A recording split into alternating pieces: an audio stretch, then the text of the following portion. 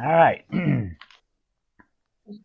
Last time on the Whims of Fate, it was Aurelius Rex announced that the Fae were getting involved in the war and asked everyone to reveal themselves.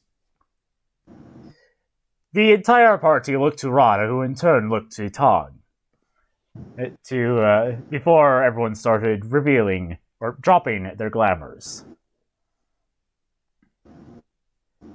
There was surprise all around, but eventually everyone went their separate ways to close out the evening as they wished. Erdin and Rada had formed a bluegrass band and had a very good performance. Brina had a brief conversation with a brownie, and it did not go the way she wished. I was disapproved of by brownies. Tiberius had a repeat of his experience with the bank in Atlantis. In that he can't find anything. In that he got lost. But you could say that he failed his task successfully, as he did end up conversing with, I believe it was Gorlois. Henry and Hosk had a slapstick fight.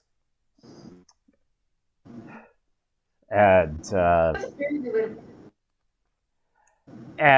Tooth caught Amor up on the events of the party, as much as a child can, or the person with a childlike mentality can.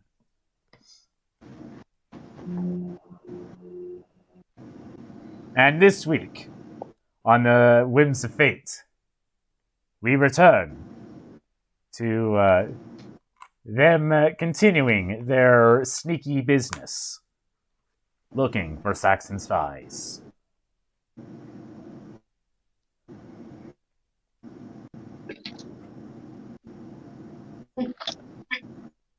Woo! All right, so we are gonna start with Tooth and Amor because that's where we left off. Okie But I dokie. do want initiative, so the I need to go make a phone call, so maybe don't start with us. Yeah, he has to go call his dad back. He had missed a phone call from him earlier. So if we could jump to somebody else and then come back to the sneaky. Okay, well, we'll just start with the initiative then, so that I just have. I think just close the bedroom door so that it doesn't counteract with the volume.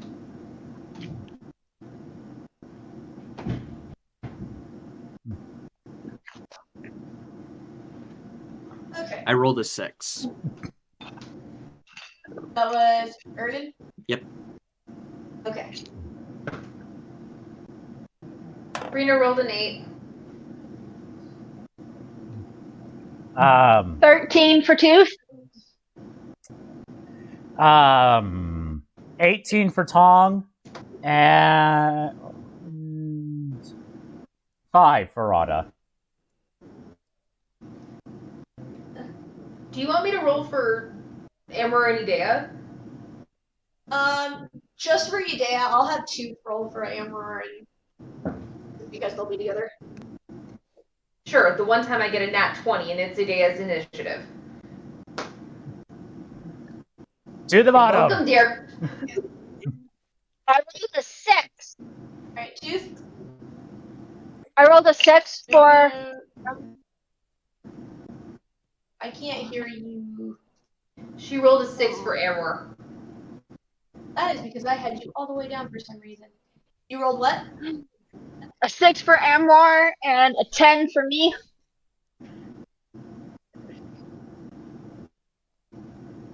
We're just gonna go with Tooth's because you guys are together. Okay. Okay, so there's Skippy Dan here. There's Tom. I haven't gotten to Tom yet either, so what does Tom want to?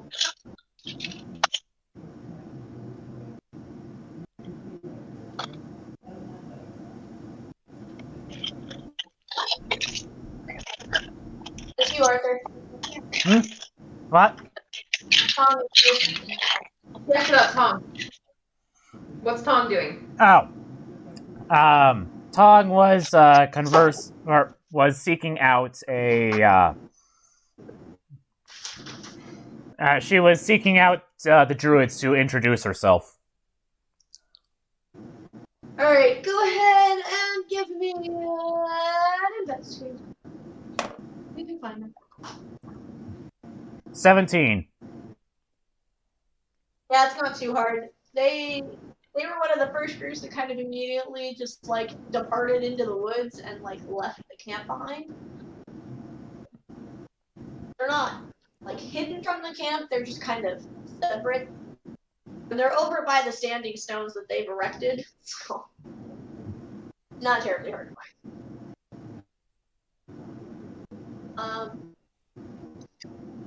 They all just kind of acknowledge you with like head nods. They're not being particularly like they're not like shocked by your appearance or anything like that. They're kind of like, oh, another person over here. To be expected. It's going to go over to the closest one, and we'll ask, does anyone here speak Latin or Fey?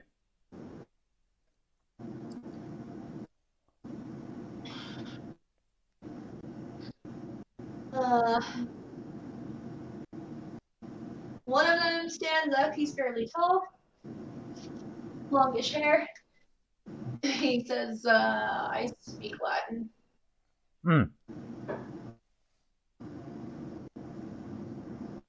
Very good. This will make the conversation smooth, then.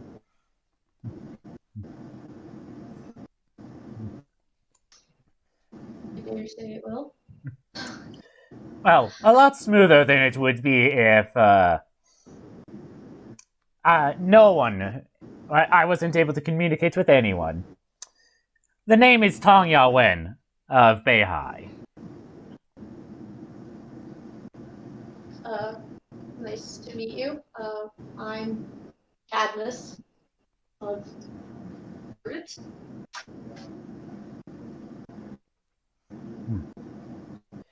Well, I mostly wanted to come over here and introduce myself as a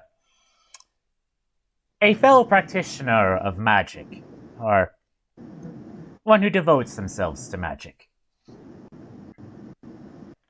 And was curious as to how one such as myself could be of use. I mean, I guess it depends on the kind of magic you do.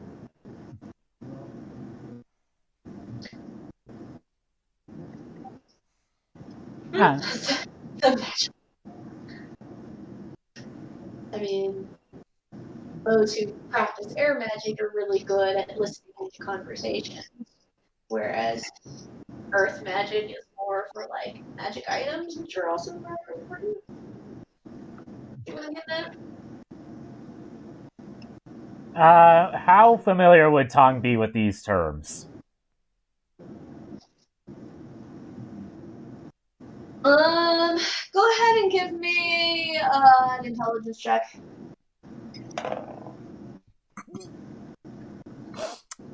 Just like straight intelligence? Or do we want... Yep. Okay, so just straight intelligence, that's an 8. It's just because the one he's using is strictly druidic, so it depends on how much she's talked to other druids. Yeah, she understands that they're talking about elemental magic. However, that's not how Fey magic works, so like going over her head. Uh, it's like I can understand you, but I just don't know what you're saying. No, that's not what she says. But just like, okay, human magic and fey magic aside,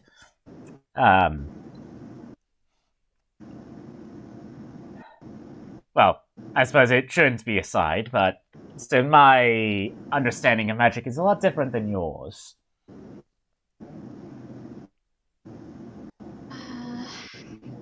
Right, you're they so I guess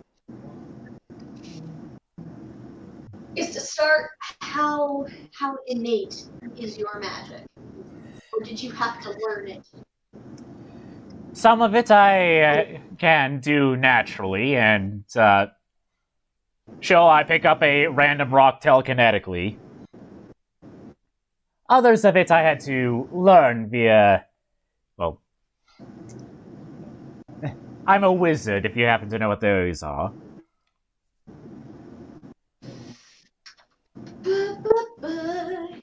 Yes. Not the Merlin, so let's nope, he's got no idea. Perhaps a perhaps a demonstration would be in order. Yeah. Yes. Alright then, give me a moment to think of a proper spell that won't send the camp into alarm. So not fireball. Not fire. Alright. So what she's going to do is she's going to have Gao Shi appear, land on her arm. She'll take her brush, write a symbol on his wing. It'll glow white for a moment before disappearing. And step back a moment. Step back away from him a moment, and tell Yao Shi to spout forth fire.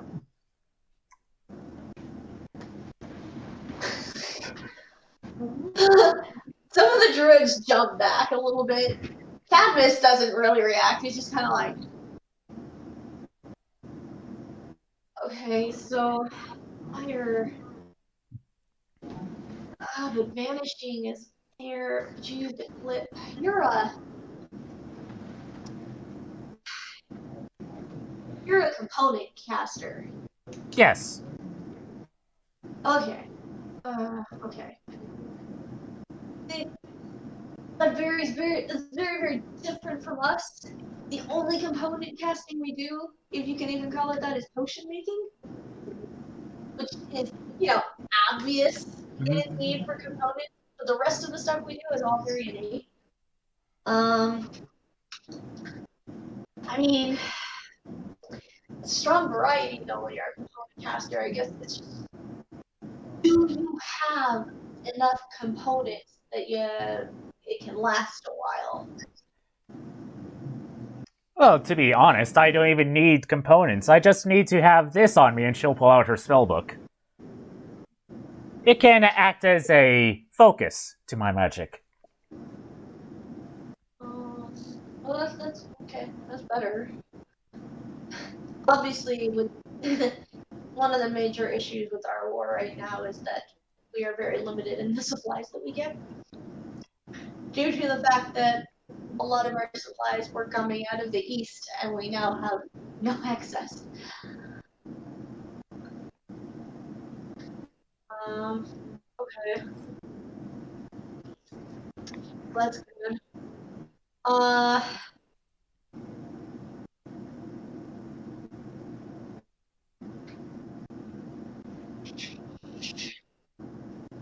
Yeah, we might be able to find, we should be able to find use for what you do. We'll just have to sit down with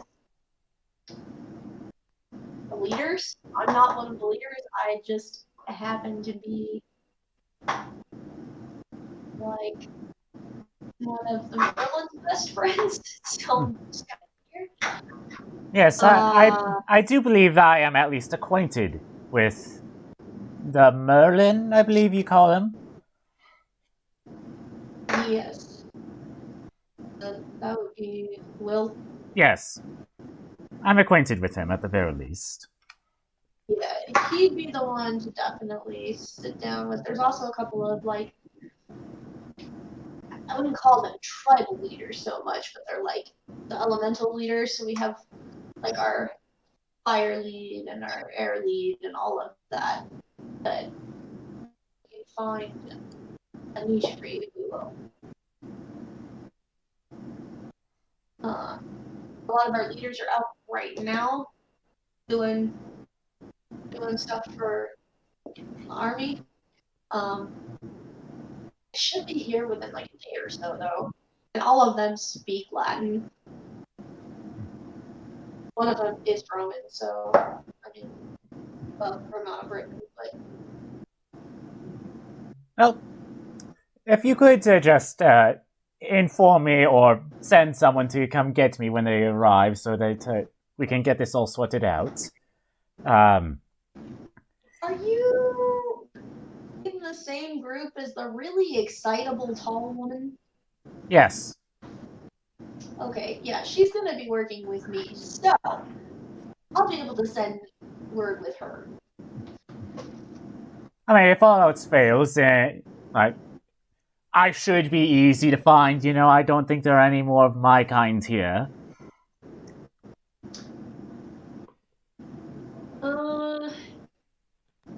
Not yours particularly, but we do have a few Grims working with us, and one of them is a fox, so... A deep scowl just comes across her face. I wanted to be special. No, it's not that she wanted to be special, it's that she's been called Grim the last time she was in Britain. These are cool. Well, if you do need to send someone and it's in the ungodly hours of the morning, my sleeping arrangement will be in a dome with this symbol, and she will use minor illusion to write in the ground her name in Chinese. Huh. Okay. Trying to put that over. Let's see how he does it. Yeah, was there anything else you needed from me? Not at the moment. Like I said, mostly just to introduce myself. And if need to talk with your leaders to find out what use I could be, then I'll have to, unfortunately, wait for them to arrive. Yeah. We're timing it all of our part, but heck, what can we do? Have a good evening. Alright. He'll nod and then go back to joining the rest of the druids in their weird druidic tongue. Tong will return to camp and follow the sound of the bluegrass band.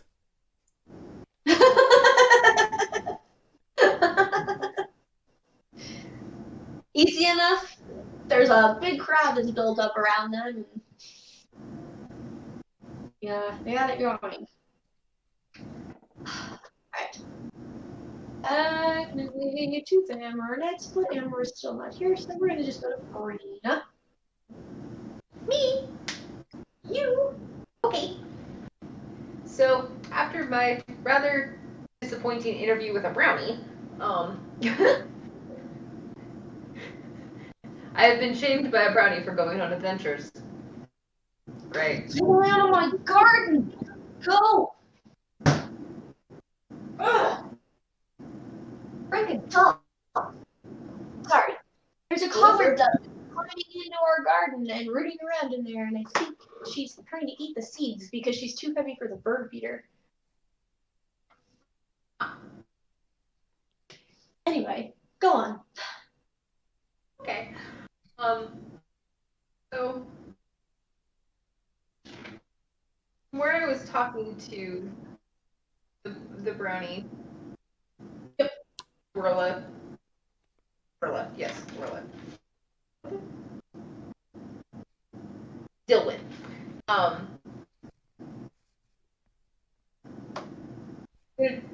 of look around a little bit, just kind of like watching the other brownies going about their work. And it's like, okay, well, I'll just go. Probably gonna just follow the sound of the music and head back towards Airden and Rada because I know them. And hey, music. So, and I know that there's a big crowd from what you told Tom, so I'm probably gonna try and weave around people's legs a little bit.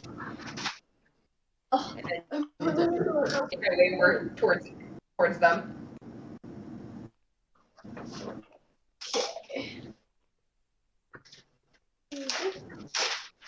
No, this is my work one.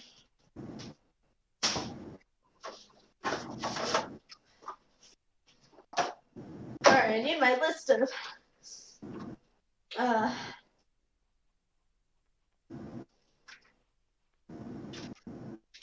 characters. I think I have it in this notebook. That would be silly. Notebook. I'm discovering the problem with being a writer is that I have too many notebooks. Always in my vicinity. Amen to that. I think you mean not enough. I had to think today where it was like, I don't know who needs to hear this, but you already have 6 empty notebooks at home, and I was like, oh, how dare you? I'm in that boat with you, Jen. I have a problem getting supplies, notebooks, kind of things. But then I also use envelopes as scrap paper. Yep, done that. Or when you're a writer and you have a million world building ideas, you have 20 just Word documents everywhere just trying to describe a section of the world, and you're like, you haven't even started with the characters yet, except for like a singular note of, should probably do this. This is the story I've been working on recently. These are just envelopes. And I don't have them numbered, so if they get out of order, I'm screwed. And like I have like these very carefully put piles of story notes. Like my desk right now is covered. But that's mainly because I haven't organized my story notes in so long, and so like, okay, well, that's kind of what the Lord wants me to be doing right now is writing. So that's what I'm working on at the moment. You know, there's this neat invention called the paperclip. I've heard it's really useful for organizing things. I have some of them paper clipped, okay? I do. Just not the one that I'm currently working on, which is the one that just has been kind of, it's almost like my head is kind of like tipped over and just words keep flowing out. So I'm basically writing on whatever surface I can find. Yep. Jen understands. Oh. I started writing ideas for something else on top of the 2 that I've already been working on. Another story idea popped in my head while I was watching Once Upon a Time, so I had to go write that down. This one that I'm working on literally came into being and fleshed itself out in my head as I was already working on a different story. Like I was actively working on that story, and then this idea came to mind and just ran away with my brain. So yeah, that's where my brain's at. And there's a part of me that's like, put that one over there. I've had that idea for a long time, and I know where it's going. I just need to get it done. But the rest of my brain is like, but this. Focus on this. Okay, little brain. Did you find the notebook you needed, Jen? Yes, I did. I found it. I found the right one. It only took 3 notebooks to find the right one. I'm making my way over towards Erden and Rada, weaving my way through the crowd as much as I can. Okay. Oh,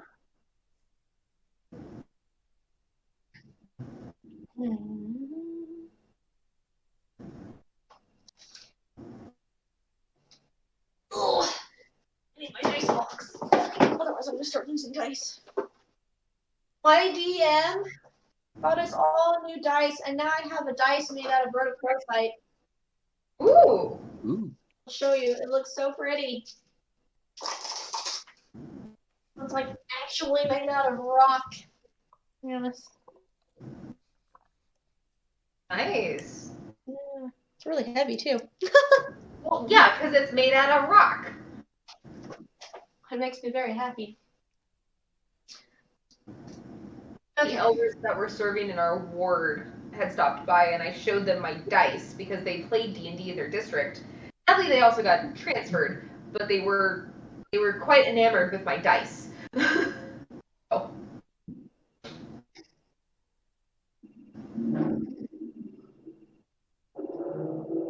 It's dangerous to go alone. Take this. Hands you a d20. Pretty much. And you can replicate almost every single dice roll with it if you divide enough. Yeah, if you need to.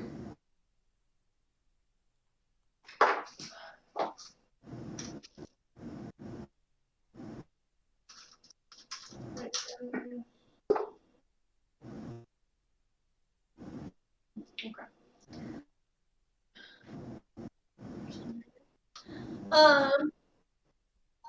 Marina, if you could roll your perception.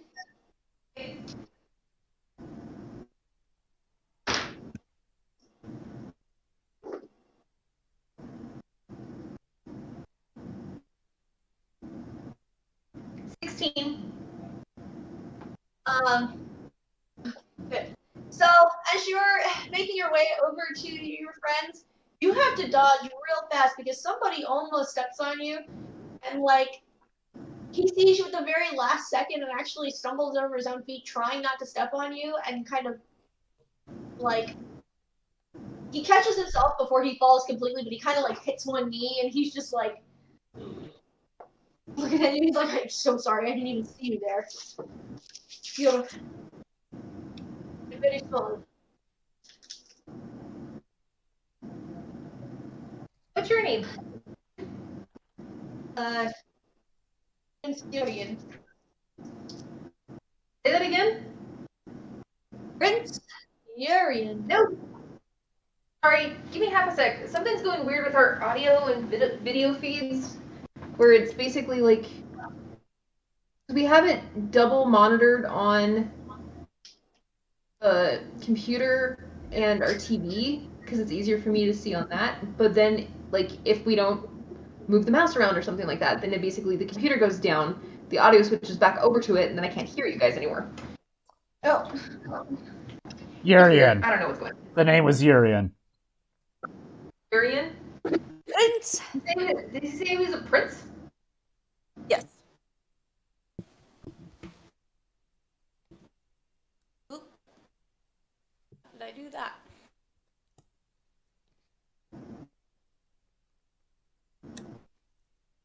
Oh, Prince Urian, I'm Brina. Thank you for not stepping on me. You're welcome. He'll like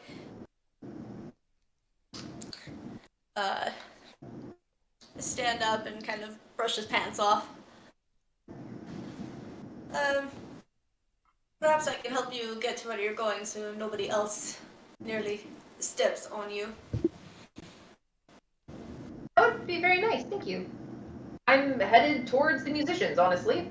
Those are my companions. They play very strange music. Yes, they do. It's nice.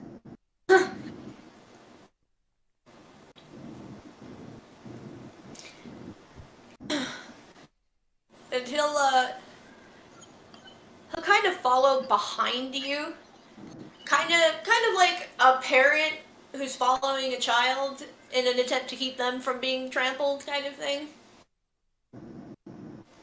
He hasn't patted me in the head yet. We're good.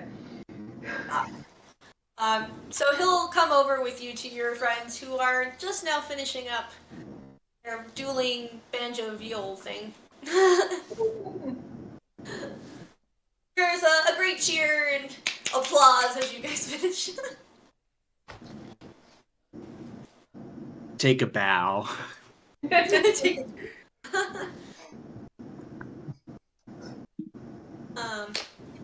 It'll be easy enough for you two to see Brina coming up with a man who definitely is dressed like nobility. This man, he's quite tall. By quite tall, I mean quite tall by, this time period standards. He's like 5'10". Yeah. Taller than 3'6", so. Yeah. He's wearing this sort of Roman-esque half-plate armor. He's got a pretty velvet cloak around his shoulders. He's wearing a silver circlet. He's got very dark curly hair and a bushy beard, and very, very pale skin and bright blue eyes. Looks very Scottish.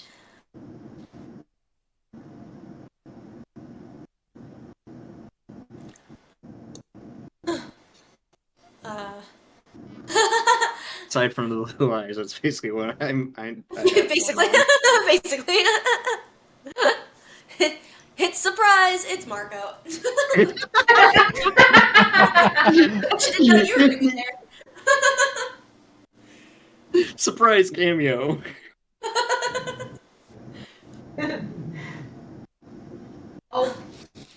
As I'm coming up, I'll turn and thank Prince Urian for helping me get to the front. But I wanna, where is it that you are from? Because I'm not as familiar. Wait a minute, can I even understand him?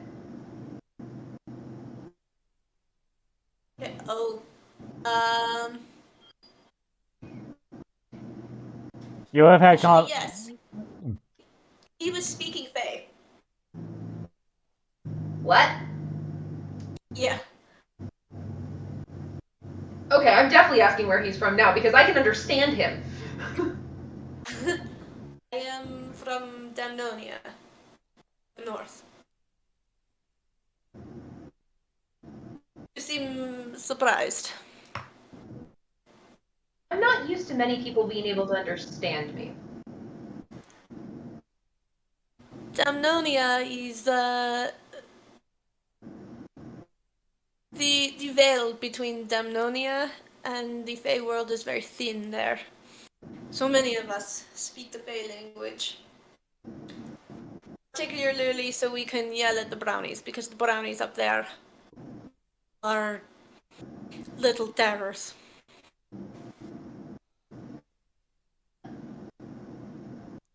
Brownies here seem to be very helpful, though. It's a different species. Damnonian brownies are almost as bad as leprechauns. Oh. That's all I really want to, like, part of me just wants to leave it at oh. At the same time, I also want to explain, yeah, we have a leprechaun. I understand. Brought a leprechaun. Ooh. Brave. Has his moments. Has his moments. Hey, I'm remembering that he pulled me out of that bag of holding at some point. Even though I don't remember, I wasn't there for that session. Like, I know I was pulled out of a bag of holding, and he pulled Emerald out of a bag of holding, so he's come in handy to save people's butts. Even though he normally is the one putting them in, he can potentially be the one normally putting them in danger.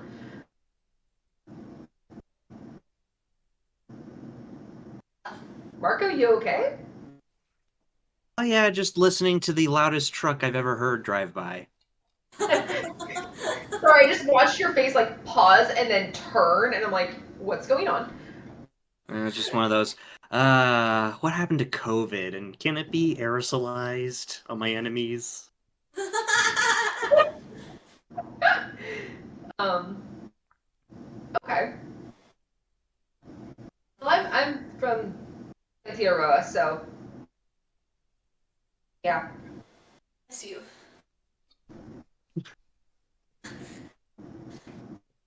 I think that's like the second or third time someone said that to her.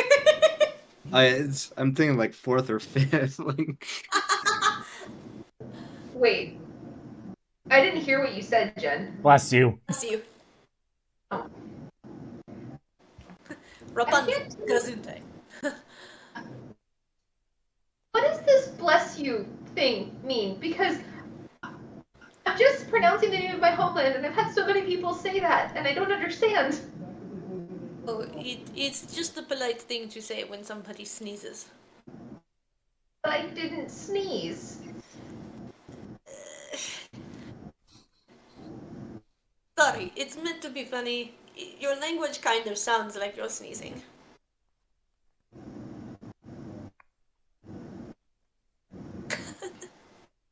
I Okay. apologize. Perhaps that was rude. nobody else in the party was gonna say anything. Don't worry. Kindly friends, I see. What, Jen? Kindly friends, I see. Yes, my friends are very kind. We're a weird bunch, but they're kind. Oh, and the sarcasm went. That's great. I love it. Do you expect anything less from Brina? Nope. That's why I love it so much, because she's just like so genuine. And poor Urian is just like, oh boy, this is like speaking to a child. If he is so much as pats me on the head, I'm smacking him. Oh no. He wouldn't do that. He I know. is a prince. He does have manners. I'm back. Hello. I was making my way over to Rada and Erden because I was gonna actually join in, pull out my flute and join in, because trying to talk to the brownies obviously didn't go my way, so I might as well do something else I'm good at. Well, we can start another performance.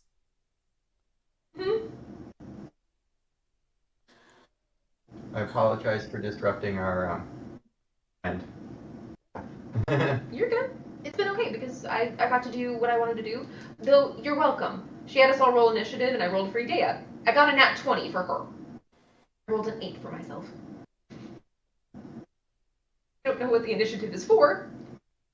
It's just so I can keep track of what you guys are doing. Like, Just ordering. That makes sense. right now, the three at the bottom are all together, so you guys are just together now. Yeah, I didn't quite get my prep rituals for D&D with two characters, or just really with Amror together, so I'm a little flustered. You're good. Believe me. Know the feeling. Yeah, we have 3 DMs in the chat right now.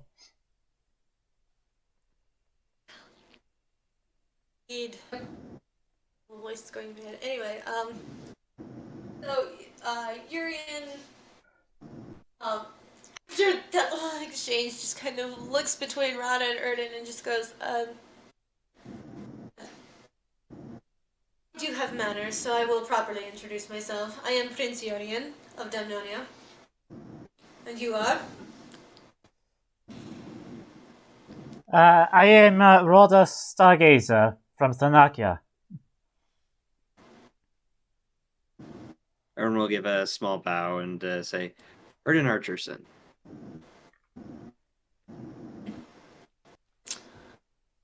You, have a Saxon name. Very interesting. There aren't many of them in this army. Not particularly surprising, given what the fight, who's fighting.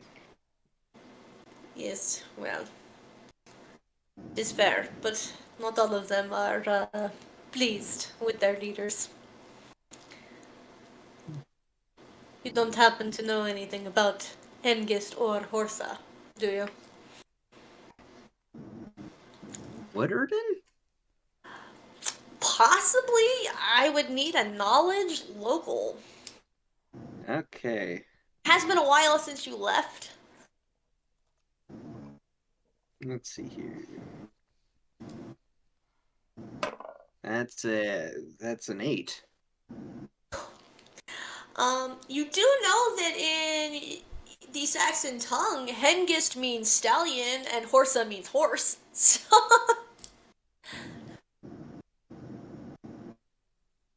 beyond that, you're like, yep, never heard of these people. They sound fake.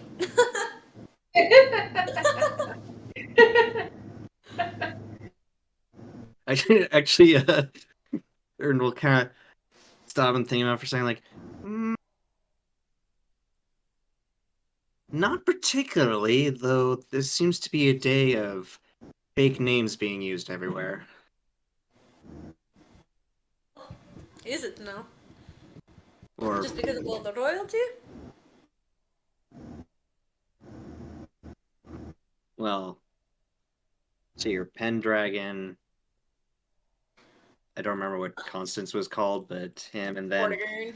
Vortigern, and then 2 horse names, literally. So, Is that what those names mean?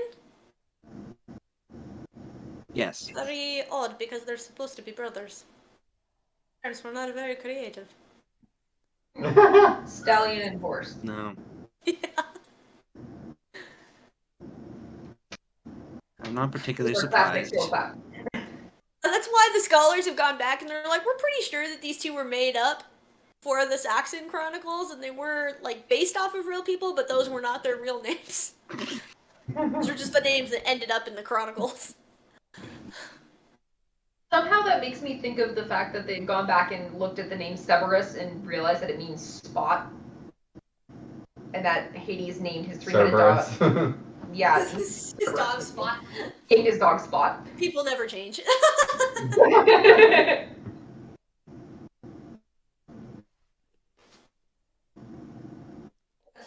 Unfortunately, I don't know much more than that. It's been many years since I've been in the land. It's fair. It's not like I expect every Saxon to know every other Saxon. There are quite a few. Like asking me if I know everybody in Damnonia. That would be absolutely ridiculous.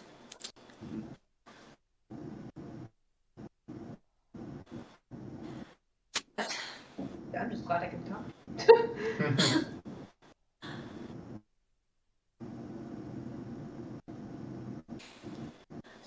So I see you. What? I see you escorting our smaller friend here. Do you two know each other, or is this a new meeting? No, I almost stepped on her. She's very tiny. Did not wish for anyone else to accidentally smoosh her. So it seemed that the honorable thing to do would be to walk her back to her companions. Not appeared in her, but there's a activate group. Well, thank you for that. Of course. He kind of just looks at Rada. He's like, don't want to be rude, but I've never seen anything like you before. I don't know what the proper polite way to ask you what you are is. I am what is known to the Romans as a centaur.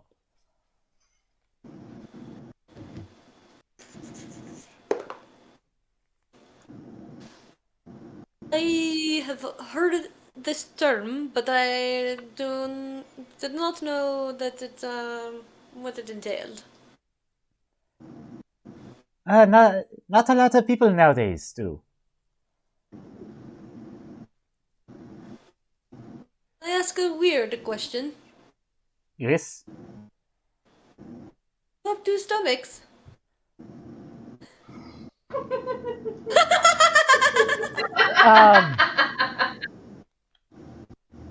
I Sorry, now I'm picturing like centaurs chewing cud. okay, so assuming since Rada's aunt acted as a what's the term? Midwife that Healer? she or midwife healer, like she Midwife. would have some knowledge of anatomy, especially centaur anatomy, and that would presumably be taught to Rada. So, I rolled a Did you expect him to? 16 for medicine. Question that was given. They only have one stomach. As far as I'm aware, we have only one stomach.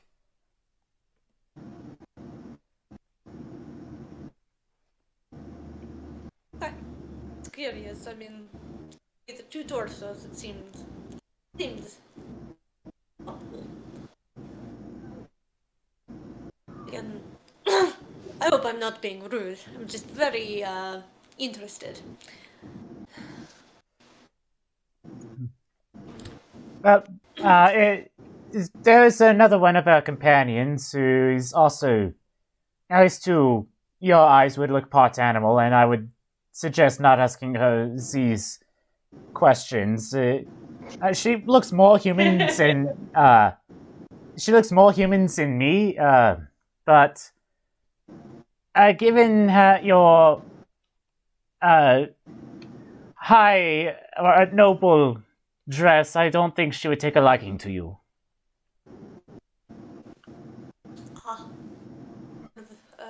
Those type of people. It's fair. I'll keep that in mind. No, do not let me hold you up from your entertainment. I have important matters to get to myself. A pleasure to meet all of you. And to you as well. And you will walk away. Bye. I like to imagine that in the background, this entire conversation, Tong has just been like leaning up against a pole or a tree, just like scowling at him. And actually, I did roll like a history check for Tong about Hengist and Horsa.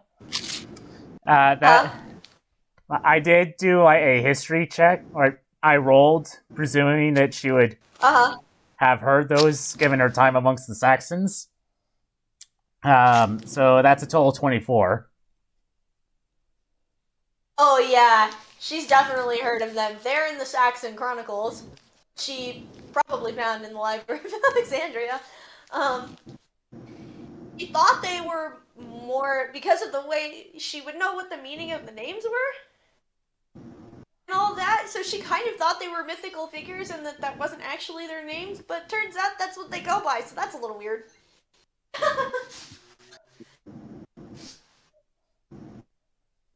She's going to keep that information to herself for the most part until he leaves. He also knows that Horsa dies by Vortigern's hand. Hengist does become the first king of Kent, so...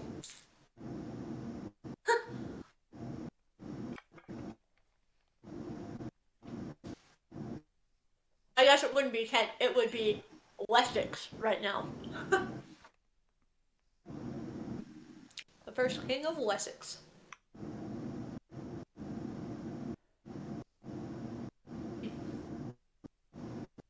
Prince Urian's going off, I'll pull out my flute so that I can join in with Rada and Airden as they're playing.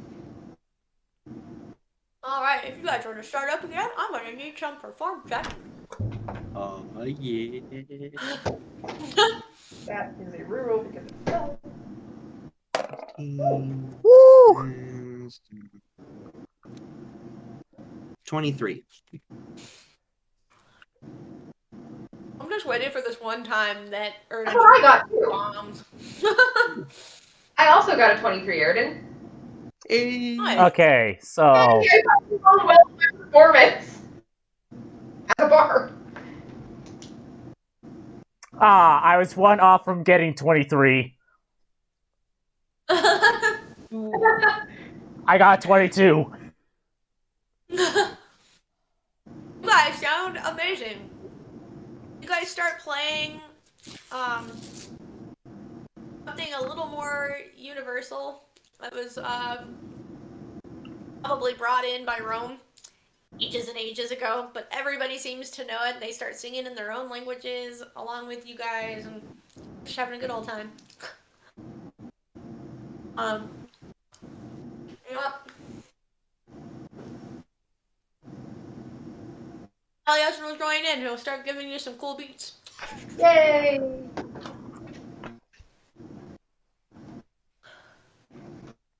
He's got some crazy rhythms because he got a 30, so. Because Taliesin.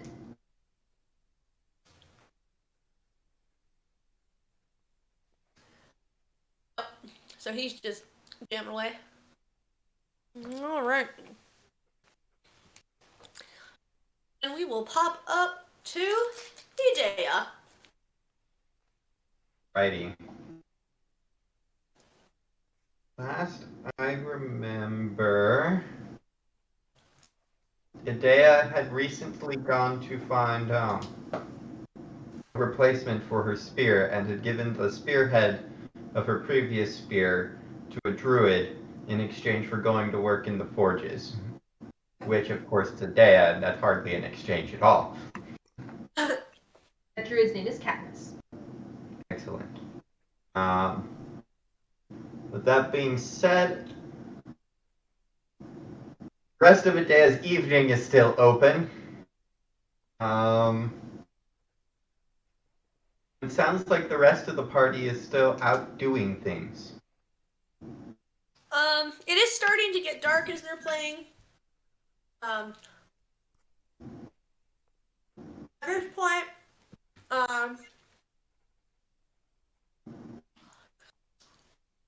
most of the group has come back together. Host and Henry have finished their spout and they've come back. Tiberius has done his talk with the Duke. And come back.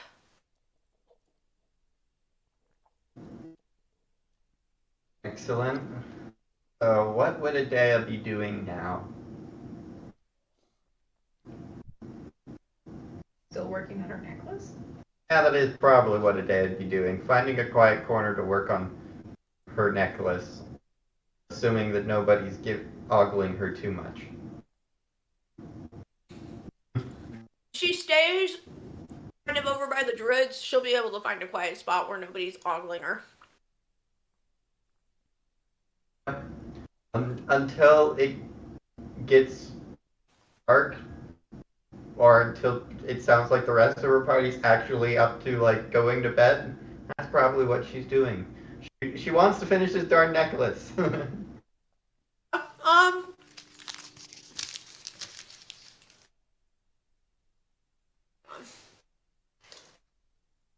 But then she can then continue to try and strategically work around it because it's going to keep messing her up. She's also become mildly paranoid of, Ash elemental. Go ahead and give me 2 intelligence checks.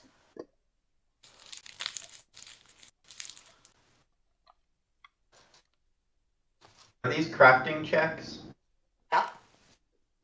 Excellent. Good proficiency in that.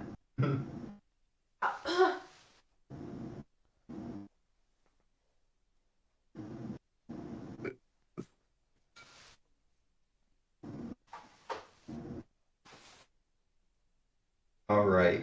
We've got an 18 and a 26. Oh, yeah, you're gonna make quite a bit of progress tonight.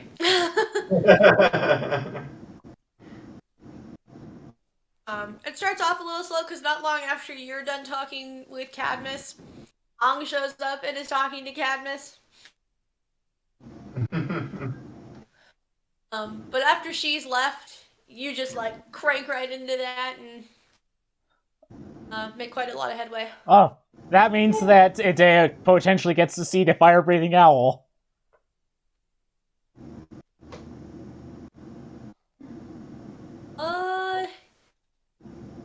What's Idea's passive again? Passive perception? 15, I believe. Let me double check that though. Yeah, 15.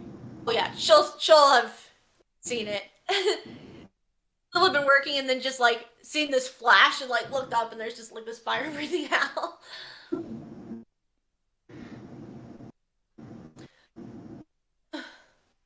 Adea didn't see the original fire-breathing owl, but I do believe it's come up a couple of times. So Adea looks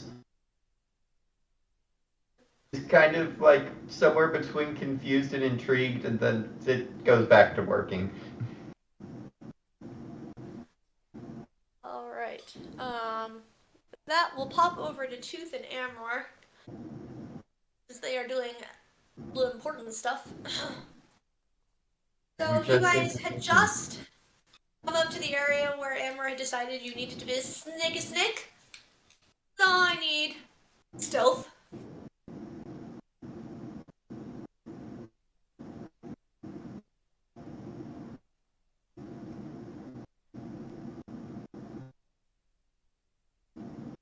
$21. Good job. I was about to complain about all of Amor's stats being terrible, but I guess it's still okay.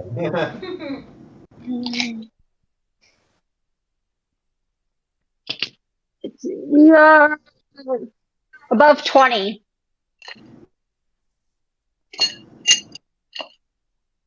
Was that? About 20. I'm above 20. Sorry, 20? Yeah. Okie dokie. So yeah, you guys are a little sneaky. So you're able to creep through without making too much noise at all. Practically silent as you're going through the woods. You both have really high passive perceptions, I believe. We have a 15 for Amor.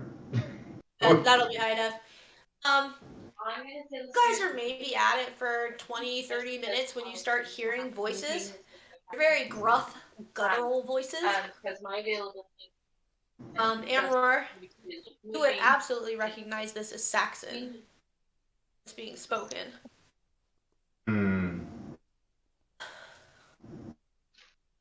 Okay, yeah, no, I definitely want I just don't know. We'll also say, because of the nature of your missions and their job that you are to do, the druids have provided you with a little chewable tablet that you can pop in your mouth that'll help you understand Saxon. Excellent. Let's do that, because I don't speak Saxon. Yeah. Only lasts for an hour, so you always wait until you pop it in. Yeah. Otherwise. Yeah, so once you do that, it's very easy for you to understand what they're saying. There's two of them. It sounds like one is a sentry and one is coming up to deliver some news. And they seem to be just kind of and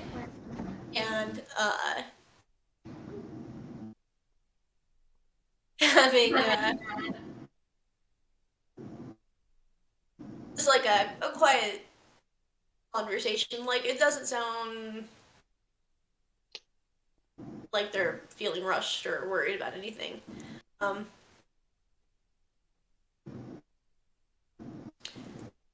going to need hide checks from you guys so that put them down and listen. Aren't gonna have to roll very high. Good, because I got a I 13. rolled 7. Hide checks? Stealth. Oh. So they detected us, or they might detect us? Might. Checks to make sure that they don't. Okay. That's a nat 1. No! Oofda. Oh, Not the nat 1, character Amor! rolled a nat one on his stealth. Right, Tooth. Oh, yeah, that's terrible. Good job. Be careful, it is. Yes, I was just trying to. No, you'll get. I'm fine with you. I just. Oh, Megan's friends. All right.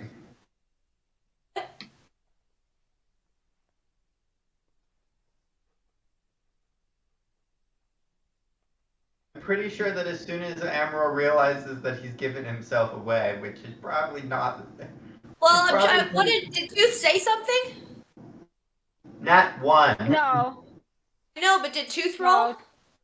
Yeah, I did. I rolled a 13. If Tooth rolls high enough, he can cover.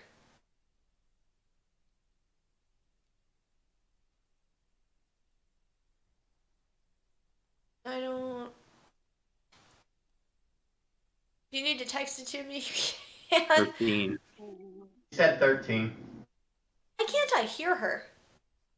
Yeah. Literally got nothing. Her volume's all the way up. No idea. Classic Discord decides that you can't hear the one person. Yeah. Yes. Okay, 13. Okay, that wasn't high enough. Yeah. So, what is Amber gonna do? Basically, as soon as he realizes that he's given his potential position away, he'll cast Pass Without Trace. Okay. Basically, he hears the voices and like steps on a pile of leaves just in the wrong way, so it crinkles a bit. They stop talking. One kind of comes out. Tooth is like completely hidden to them. He's also tiny, so not terribly He is very difficult for him. small. One of them comes out. They're very big, burly men with long, braided, blonde hair. He's holding this wicked-looking axe, and he kind of looks about. He doesn't seem to see anybody, so he kind of shrugs and comes back and goes, it was probably just a rabbit or something.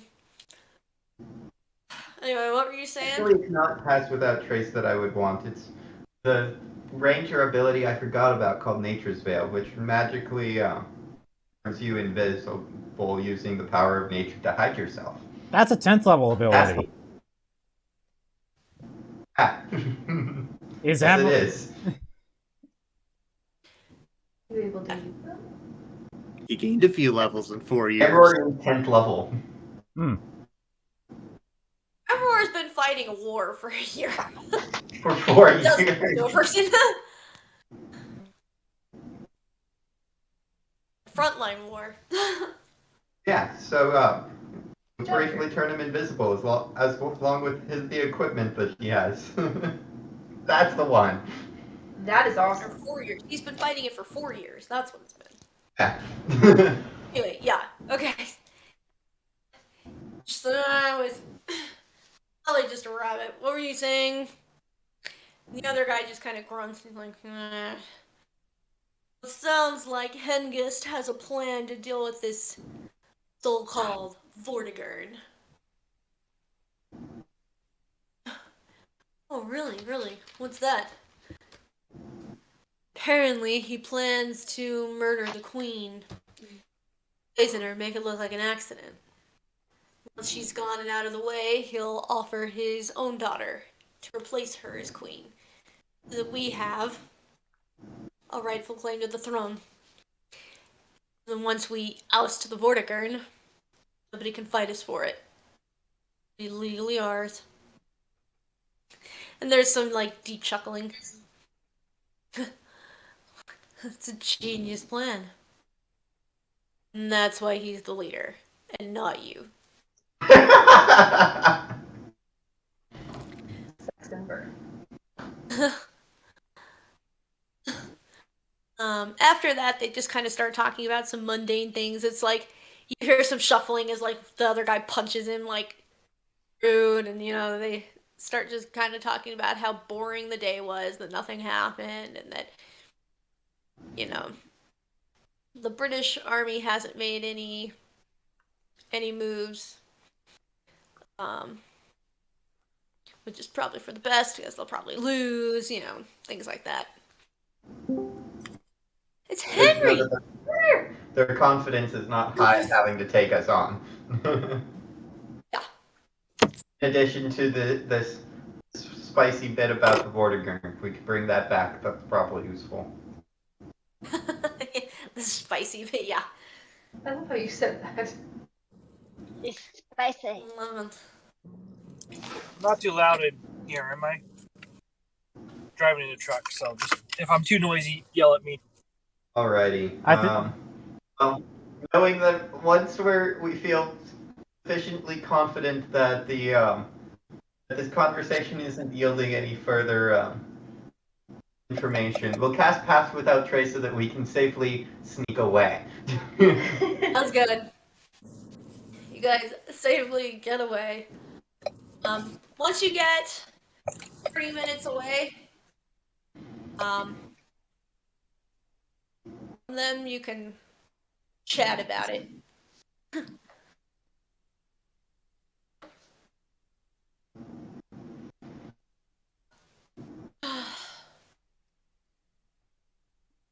Someone's gonna have to remind me who the Vortigern is, because while Amor definitely knows and we've discussed it, I missed a good portion of Constance. Vortigern is Constance. Vortigern is the title that Constance has taken upon himself. Got it.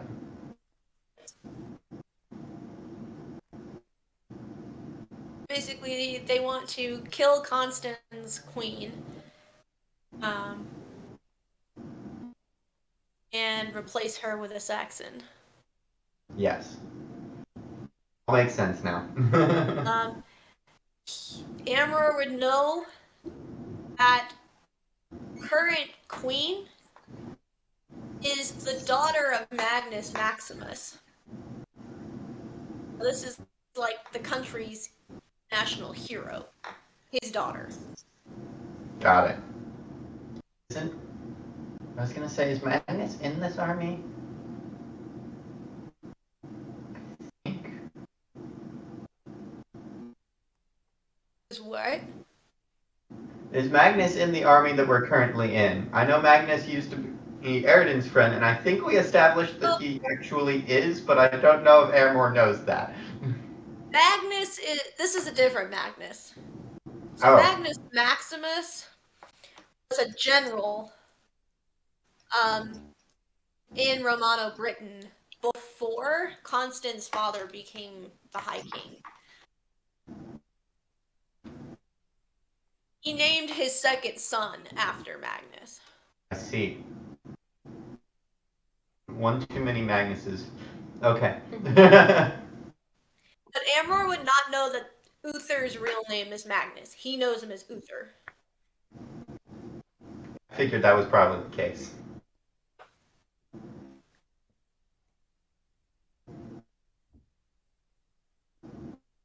Excellent.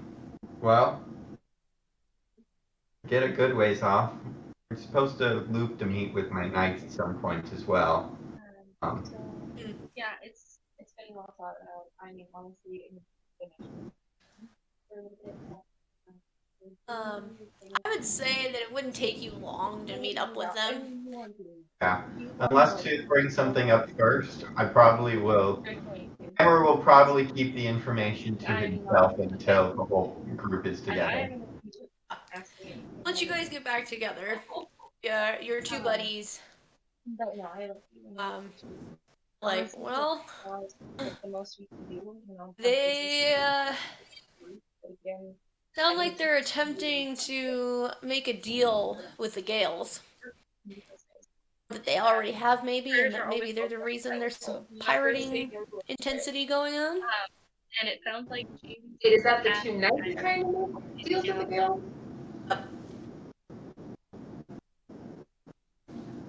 Hey, Megan.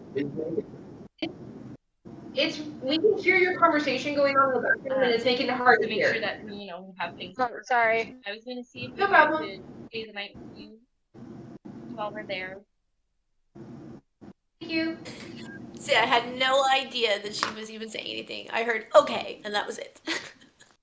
And no, it was somebody else that she's been talking with in the background, so I don't know who it is, but Something about Thanksgiving. yeah, something about Thanksgiving. It's probably Ashley. She's over at Ashley's house right now.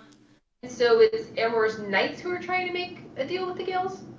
No, they heard that the that the Saxons were trying to make a deal with the Gales. Possibly already had. We're not entirely sure. Very, very strong accents. They were actually talking in Gaelic. It was kind of atrocious.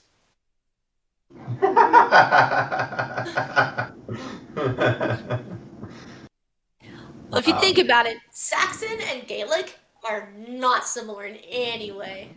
It's like an American trying to learn Chinese.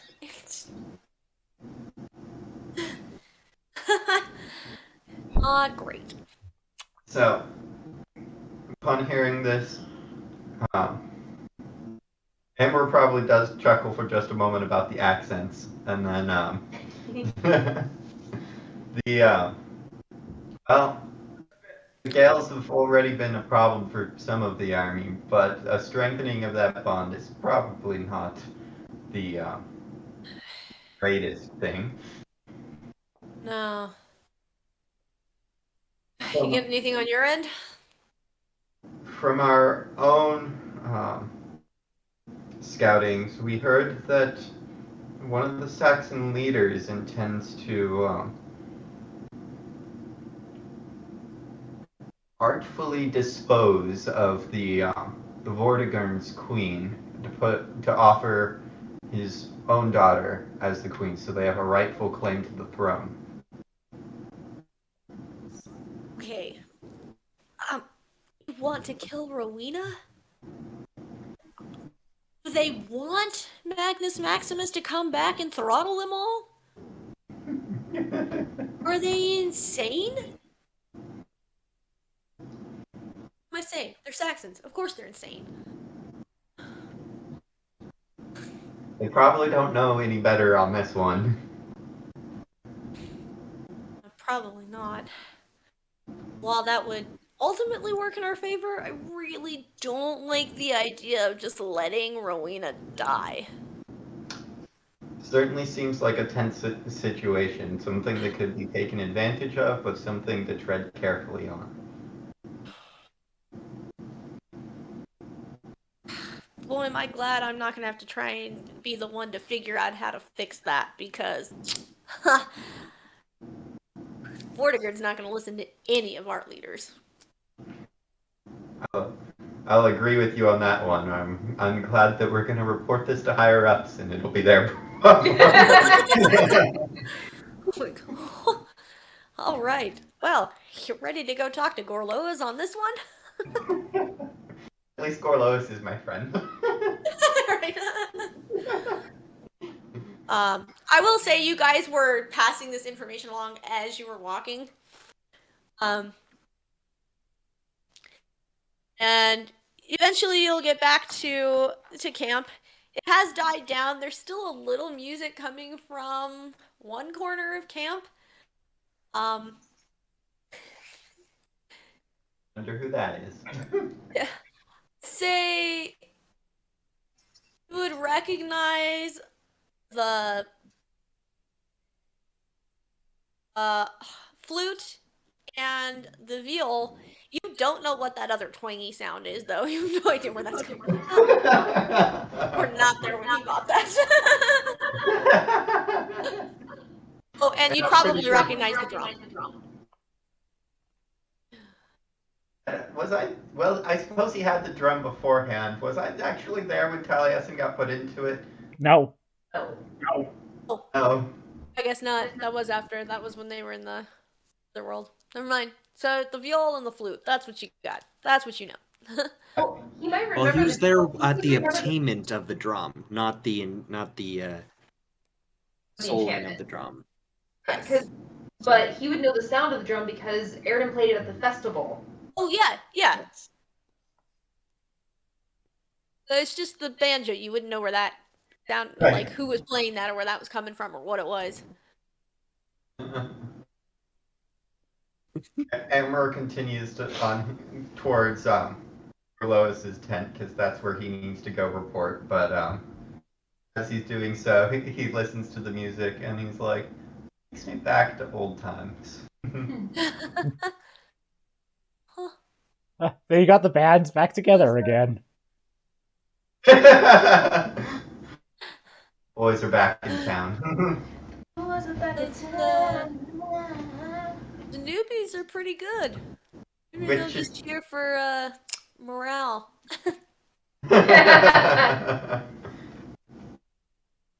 Say, as you guys are we'll say as you guys are approaching Gorlois's tent, that is when Tiberius comes out and he like shakes the Duke's hand and walks off. He kind of stops for a moment and looks at you, Amor, and he's like, "Huh, you were dead."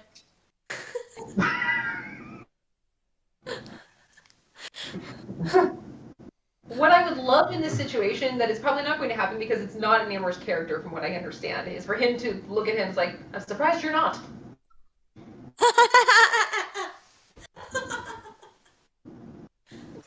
I don't think that that's necessarily an Amor's character. Am I right?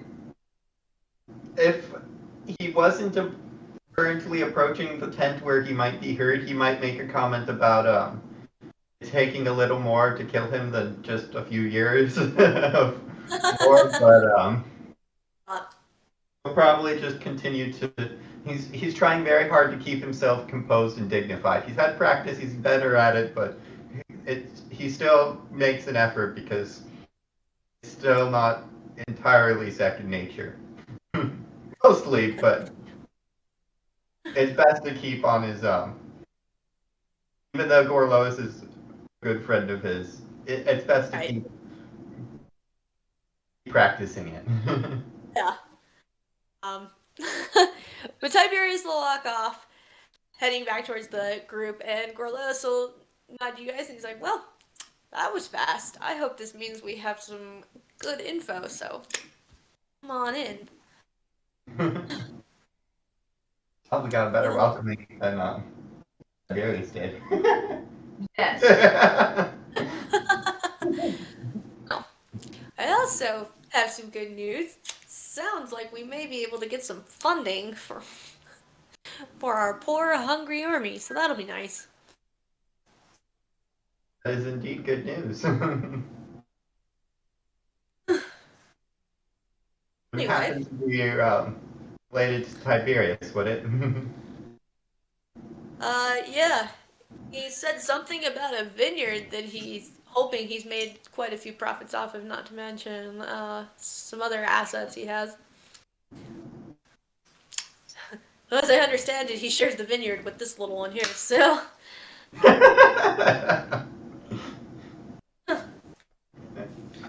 That'll be entirely to both of you.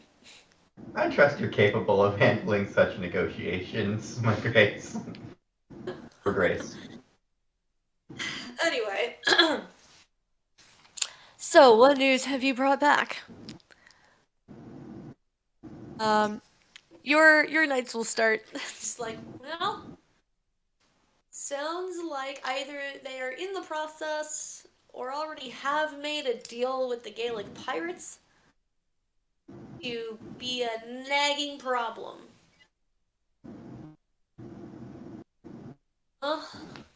Considering that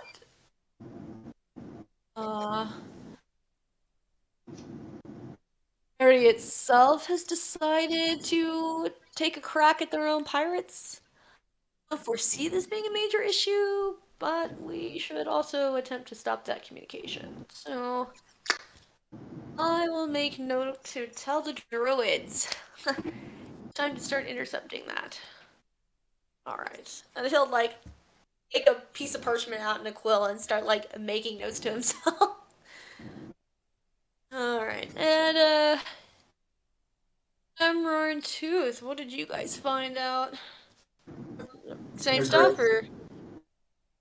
in the course of our scouting, we came across some information from some of the Saxons that suggests that they intend to murder most deceitfully the Vortigern's queen, and then offer their leader's own daughter as a wife to create a rightful claim to the throne. Oh. The gods. Okay. This is... Not great. Not great. You've never met Rowena. Not really. She is a delight, and that is, not great. And...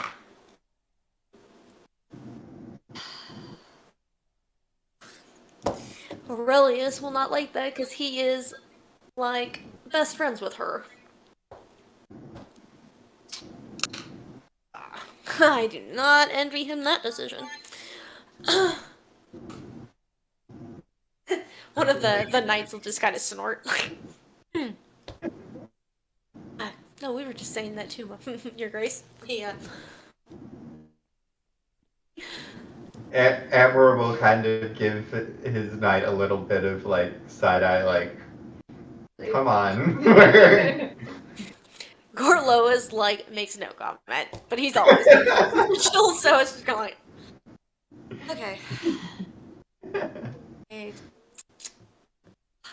Anything else? Certainly not an enviable decision, Your Grace. No. Well, I mean, I don't know that we're gonna be able to convince Vortigern, which means we're gonna have to send people in secret to keep her safe. I don't know how we're gonna manage that. I mean, it's gonna have to be druids or fae.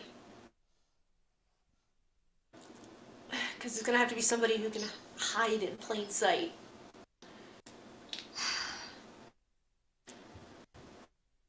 On the bright side, Rowena is friendly enough with druids and magic. So, getting her the message shouldn't be difficult.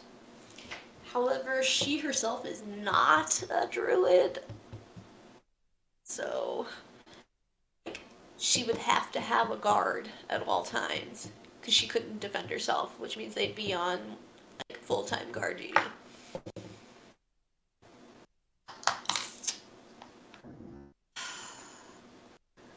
I don't envy them because I would not doubt for a second that the White Lady is still actively involved in his life and everything right now. And she would 100% be able to tell that somebody was a fake disguise. So I'd imagine whoever took this duty on would have to be willing to risk a lot.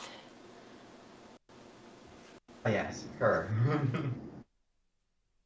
And before this gets out, I absolutely will not allow Erden to go. I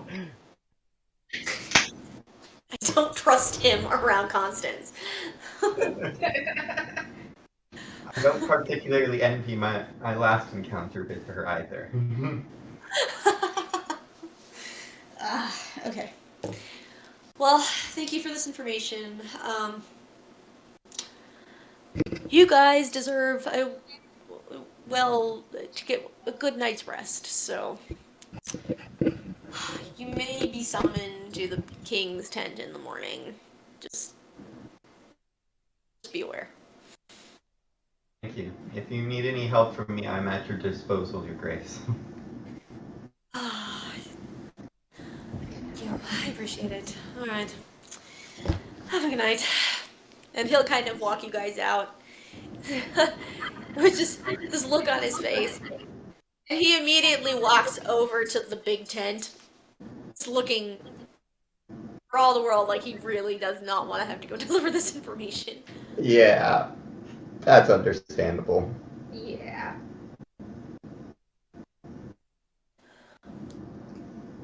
Alright. You assume at that point, Tooth and Amror part ways, that Amror would probably go join his encampment. Yep, that seems like the correct decision for Amror. Yeah. Basically puts the whole group back together. Is there anything else you guys want to do tonight? Not really. Nope. The only other thing Brina had entertained maybe doing was, because she was either going to go back and play music with her friends, or she was going to go say hello to the horses and see how Obelix is doing. So at this point, it's going to be pretty dark, and they're getting ready to all pretty much settle down. Yeah, I'll say hello to them another time.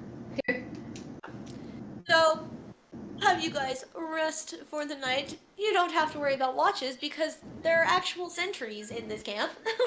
Woohoo! We actually get to just sleep! What is this? A long rest or a full rest?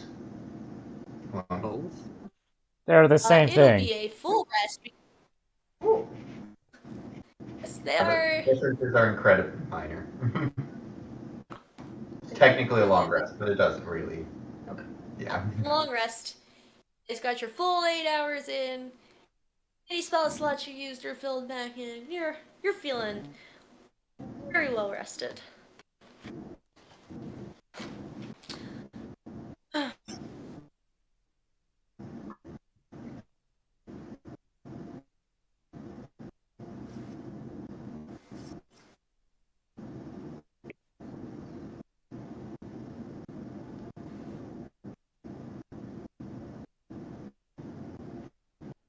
Alrighty.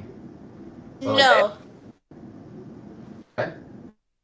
No, that was not decided for you, Henry. So, right now, the way we've got things split is that both We're back Tom again. and Dea are going to be working with the druids.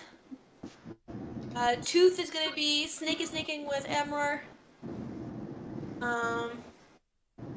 And that's and Tiberius is going to be working with Gorlois. But aside from that, nobody else is. I mean, Erden, it's kind of assumed that he's probably going to be working with various groups because he knows several people here. I know a lot of people. I can talk to a lot of people.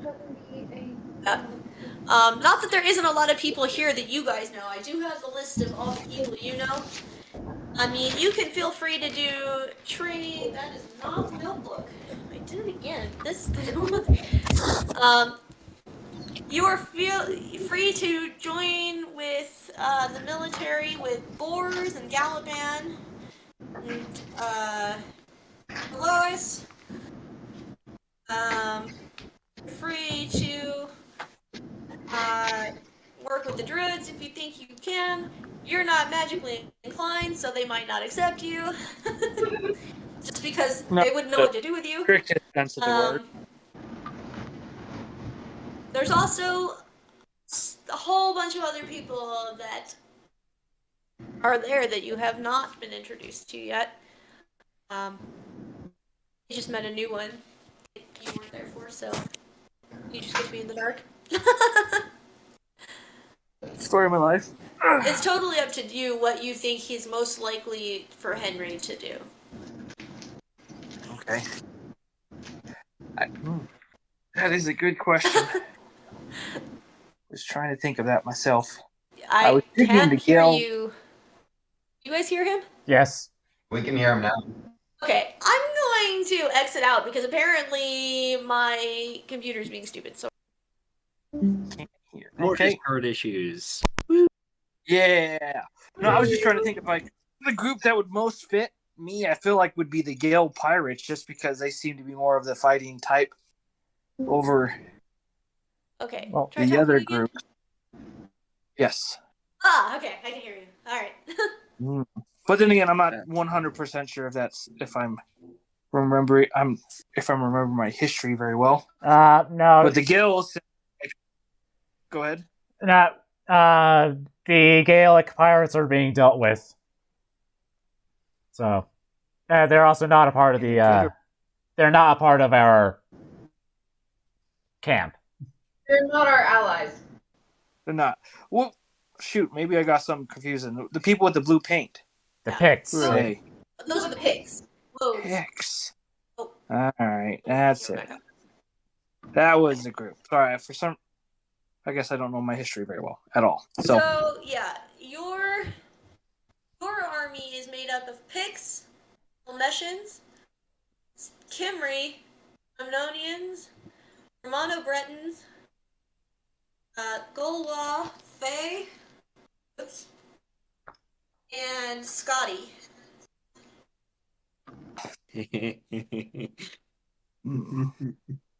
No, they cannot beam you up anywhere. I mean, we do have magic, and there are portals and stuff, so I wouldn't put it past. I wouldn't completely rule it out.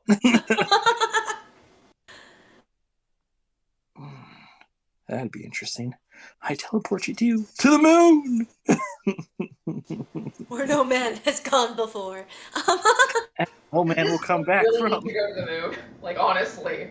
No, if this group survives the Titanic, a we mad might. sorcerer.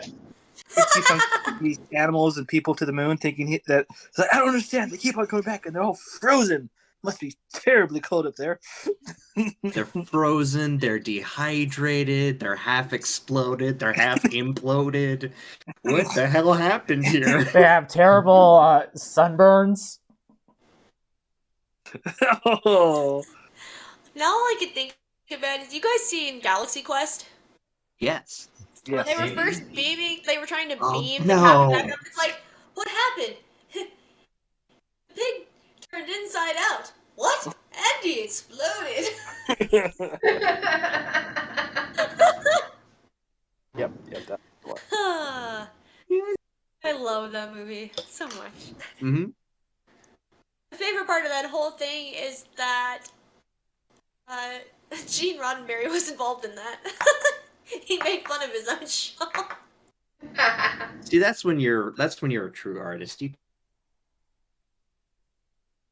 can make fun of your own self and your art. That's why I watched Supernatural for so long, even though it was slowly like just imploding on itself, because they kept doing episodes that were making fun of the show itself or the actors or things like that. And I was like, oh my gosh, I can't stop watching, because you guys were just like, at this point, it's not a show anymore. You're just literally catering to your fans. Like, every fan fiction thing they've come up with, they threw in there. I'm like,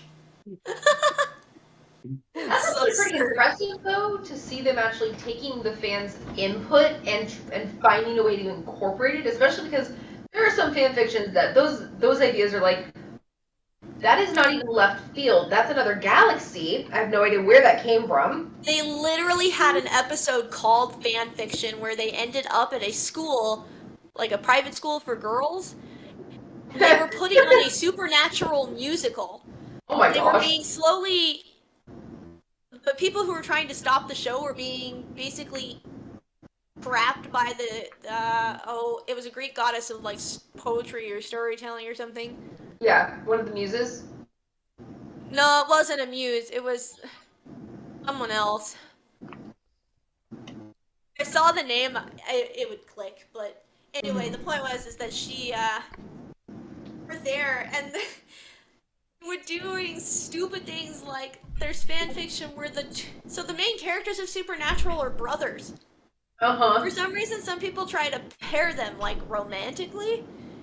So they were, like, sort of kind of doing this in subtext. And the older brother was like, you do know they're brothers, right? And she just kind of, the girl in charge just kind of shrugs and goes, subtext. And he's like, there's no subtext here, they're brothers.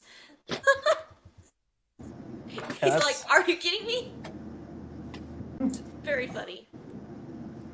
And Calliope? there were for some reason, there were alien robots. I don't know why, but there were. Jen was the goddess Calliope. Yes. I looked it up. My brain kept going Calypso, and I'm like, that's wrong, but it's very similar. So Yeah, Calliope. very similar. No, Calliope. It's kind of terrifying how deep fan fiction can go in its desperate need to do something to get a particular ship, to get a certain situation. My friend found a Harry Potter fan fiction that somehow ended up with Hermione getting together with the Whomping Willow, and I was like, why? How? Yeah! I don't understand. I want to know. I don't know. So, okay, Magic. Jen, question for you. Did you ever watch the musical version of Cinderella that they did like as a TV movie with Brandy as Cinderella? I think I saw it once. One of the stepsisters in that version is Calliope. Really? I literally just made that connection to why they would have named their daughter Calliope. Huh. Interesting. Because there's a part Bernadette Peters plays the mother and the stepmom. And so because there's this, and what are you going to do, Calliope? When she's asking like what are they going to do to attract the prince's attention at the ball. Uh-huh. I never noticed that. Sorry, I like connections like this. Yeah. That's cool. Yeah.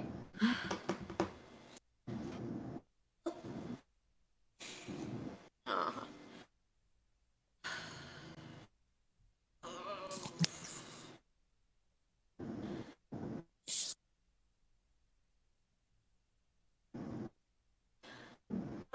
And actually, as much as I want to keep going, because Megan is spending the night at, Ashley's, I'm gonna have to get up earlier than normal for work. Okay. Because I'm gonna have to walk to the train station. And the train station is under construction, so I have to make sure that I don't miss my main train. Yeah. Basically, they're redoing a bridge, so I have to take the train one stop over, then hop on a bus and ride the bus over to the other train station to hop on the actual train to get there on time. Fun. Yeah, I was so irritated. And you know how long this is going? They're literally doing this construction until the day before I leave. Of course. So you have one day where you're Like, back. really? Really? So yeah, well,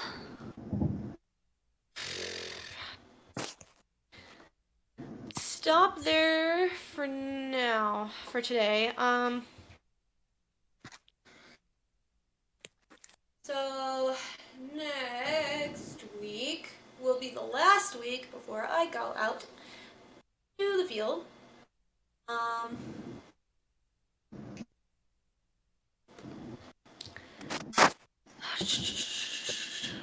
Yeah, and then the next time we'll play after that will be. Hold on, let me check the calendar. July. Possibly the 20th, if not the 20th, the 27th. Okay. I'm sure we will all remember what we were doing at that point in time. Well, that's why we have videos Yes. and notes. Yeah. At least we got that going for us. Yeah, exactly. We have found that very useful in our space D&D. So, yeah. More than likely it'll be July 27th because the 20th is the day after my birthday, and I'm probably going to go visit my family because that's the 19th. My birthday is the day, like, coming back from the field. So then I'm like, well, I'll be back in civilization. I'll just pop on down south and go visit the grandparents. That's a good Makes idea. sense. Yep. Well, So- then I guess I'll say this now. I won't be around on the 18th. Because I'll be on the road. 'Cause Gotcha. Wait, so next week? Yep. Okay. We'll be down Eric as well, because Eric will be in the field. Already be in the field.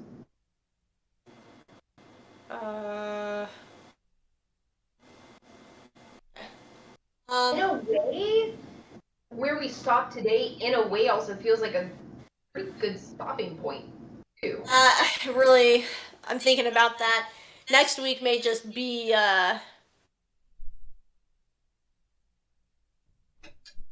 may just be a hangout. You know, see all your lovely faces before I can't see anybody. Why do you torture yourself? We're a lot better than any dig site you could go to. Blasphemy. I was gonna say, Yeah. you know Burning you. burns in a fiery pit of his own making.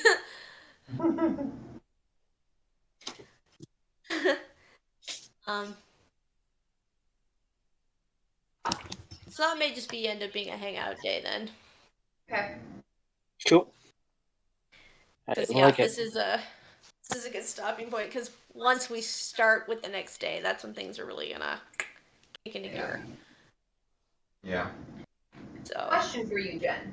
yes, Have you seen the trailer for the live-action Little Mermaid, and what is your opinion?